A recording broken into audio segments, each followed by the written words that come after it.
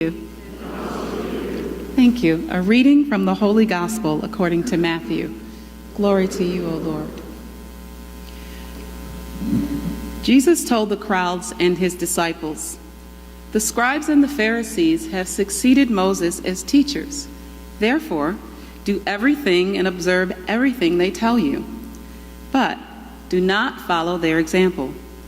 Their words are bold, but their deeds are few.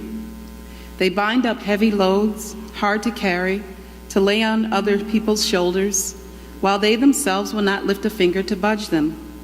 All their works are performed to be seen. They widen their phylacteries and wear huge tassels. They're fond of places of honor at banquets and the front seats in synagogues, of marks of respect in public, and of being called rabbi. As to you, avoid the title rabbi. One among you is your teacher. The rest are learners. Do not call anyone on your earth your father. Only one is your Father, the one in heaven. Avoid being called teachers. Only one is your teacher, the Messiah. The greatest among you will be the one who serves the rest. Those who exalt themselves shall be humbled, but those who humble themselves shall be exalted." The Gospel of the Lord. Praise to you, Lord Jesus Christ.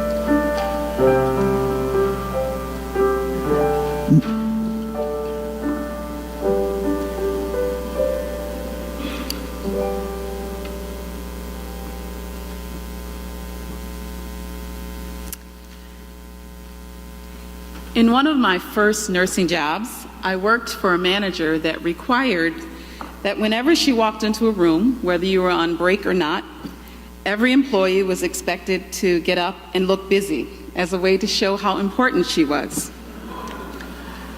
The use of intimidation and bullying and shaming were daily tools that she would use to insert her own importance.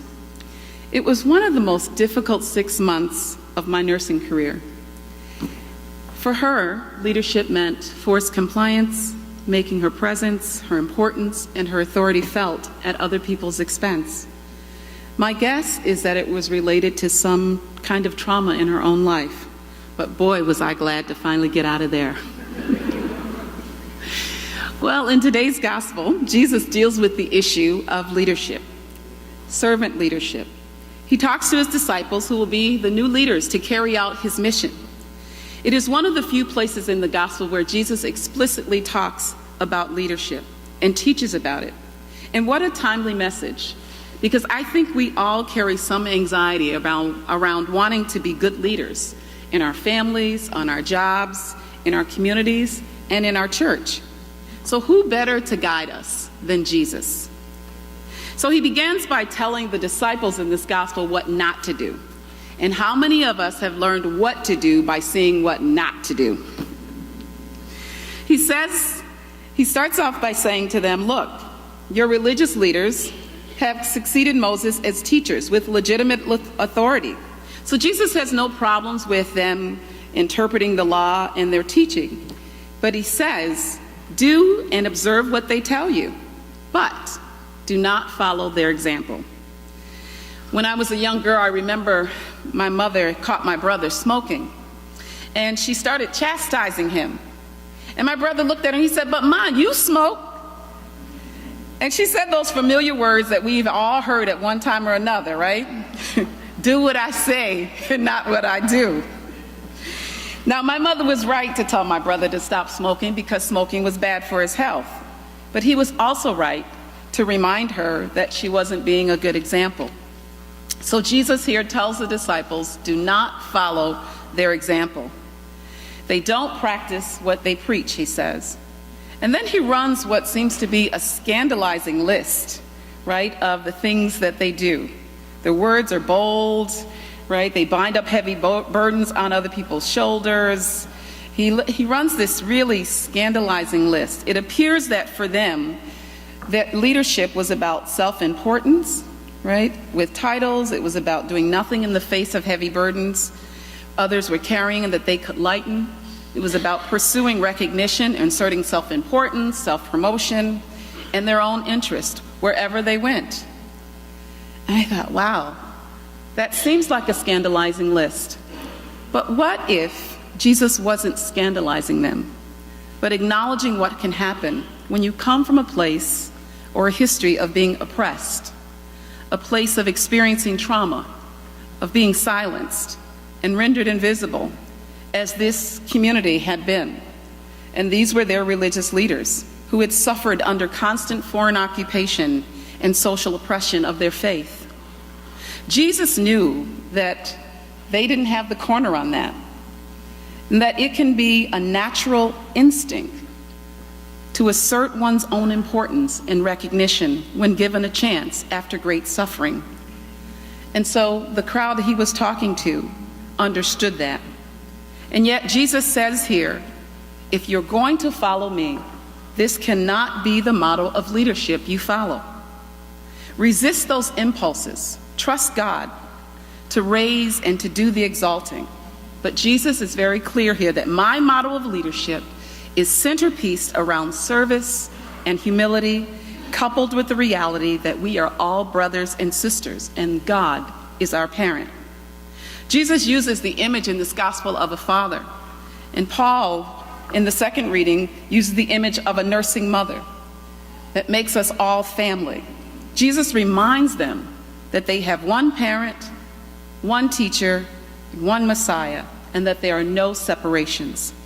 He calls on his followers to remember that they are students and servants called to keep learning and serving together. And that is his message to us as well, to practice humility. It's important for us to practice what we preach, and it's important to practice what we believe, to do our best, right, to live out our values. And when we don't, do you know what that's called? Fake news. Jesus calls on us to walk the walk and talk the talk. So what is the talk that Jesus is calling us to walk as leaders? To lighten the burdens of others through servant leadership, to practice humility, to remember that we're family to one another, across race, across status, across politics, across religion, to prefer one another, to honor rather than seek our own honor. And we fight wars because we forget this truth. We have nuclear arms races because we forget. We oppress each other when we forget.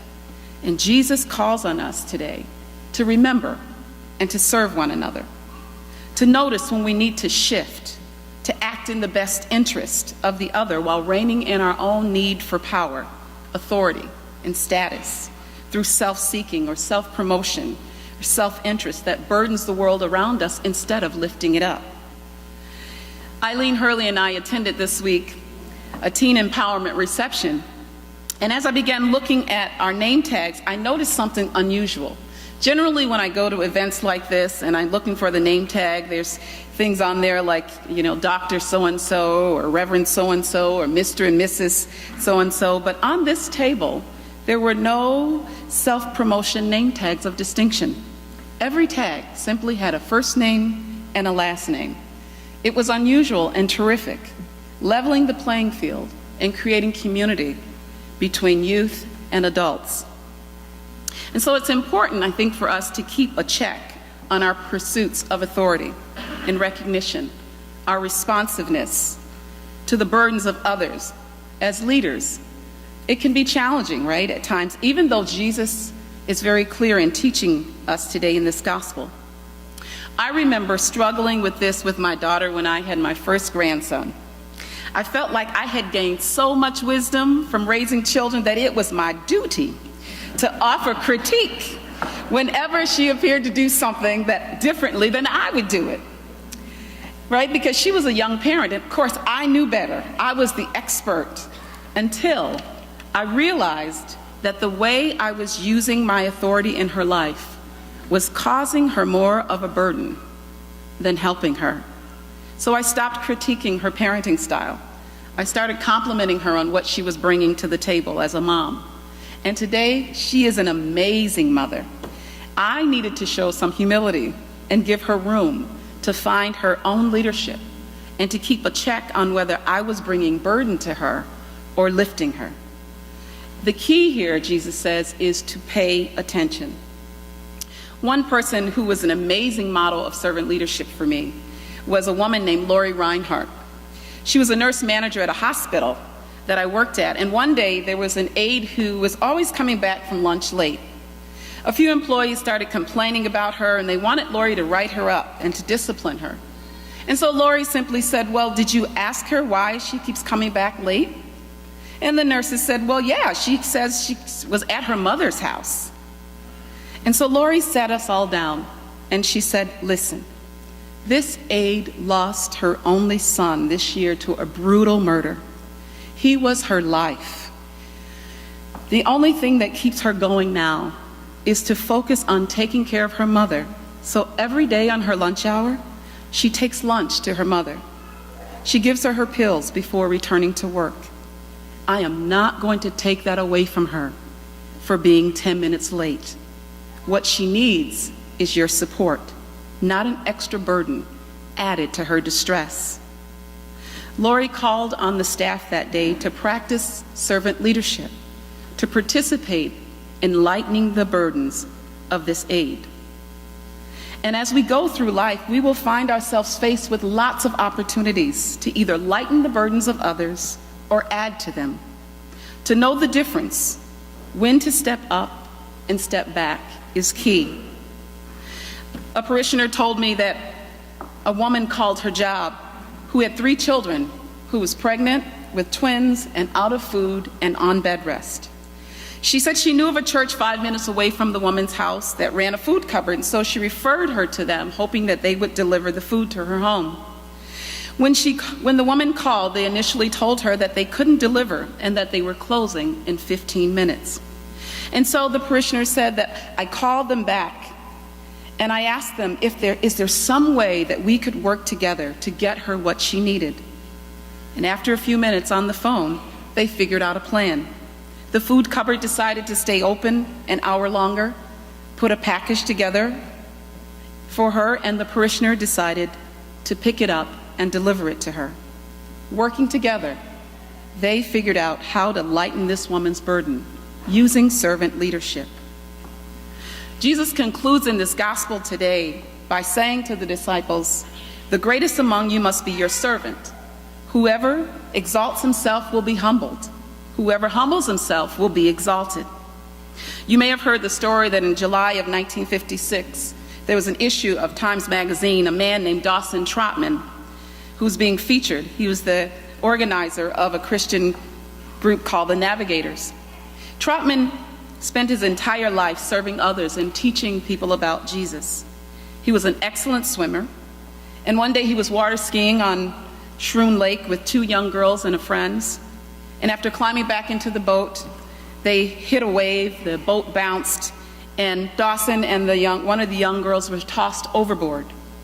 Well, he swam to her, held her head up above the water until the boat circled back to come and get her. They did.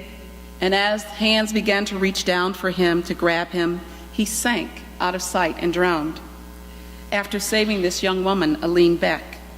The caption under his picture in the Time article appropriately summed up his life, and it read, "Always holding somebody up." Trotman paid an ultimate price that day. But when he was alive and people asked him about his work, he was very clear to them. He said, "The idea of servant leadership was not mine, but Jesus. who paid an ultimate price. Jesus, who spent his entire life, his entire ministry healing and holding people up through his servant leadership, holding up the poor, the leper, the sick, the outcast, the woman, the widow, the outsider, and those on the margins. And if we look to the person next to us, we'll find that Jesus is still holding us up. He urges his disciples in this gospel today to follow that example, the example of servant leadership. But Spiritus Christi, you have paid close attention to this lesson. The servant leadership in this parish is amazing. You hold people up in recovery, in prison outreach, along the journey to mental wellness, through the Caring Connection, through your work in Haiti and Chiapas, through holiday baskets, and through so much more. And that is not fake news. It's real servant leadership.